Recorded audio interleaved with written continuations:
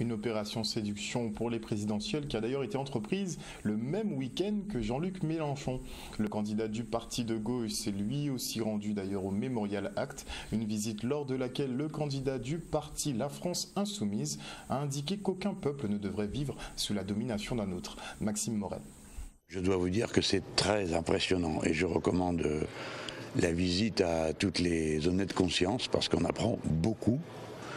C'est à la fois terrifiant parce que c'est d'une violence terrible que d'avoir traité tant de millions de femmes, d'hommes et d'enfants de cette façon, et en même temps une leçon d'humanité extraordinaire parce que ici on a bien soin de vous rappeler que jamais les personnes mises en esclavage n'ont accepté leur sort et qu'elles se sont périodiquement révoltées.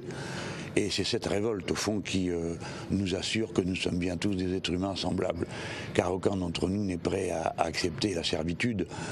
Alors, pas seulement en raison de l'horreur des conditions dans lesquelles elle était infligée à ceux qui ont eu à la subir, mais avec cet esprit de terrifiant, de système, dont le XXe siècle va voir un aboutissement, avec l'idéologie de la mort des nazis, qui était une espèce d'organisation systématique de l'extermination des gens, mais au fond, les méthodes ont leurs racines dans le traitement qui a été réservé aux millions de personnes mises en esclavage. C'est vraiment un magnifique lieu d'éducation, il faut être passé ici, et tous les bons Français, au sens où moi je l'entends, c'est-à-dire avec une mentalité rebelle et insoumise, doivent se faire un devoir de voir ce qui se trouve ici. On m'avait dit au début, j'avais pas bien compris, on m'avait dit, vous savez, c'est pas une collection, vous allez voir, c'est pas un musée.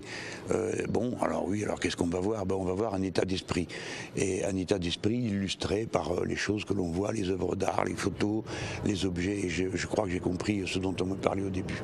La meilleure réparation qu'on puisse faire, c'est se débarrasser définitivement de tout régime économique ou politique qui a à sa racine l'exploitation sans limite des êtres humains.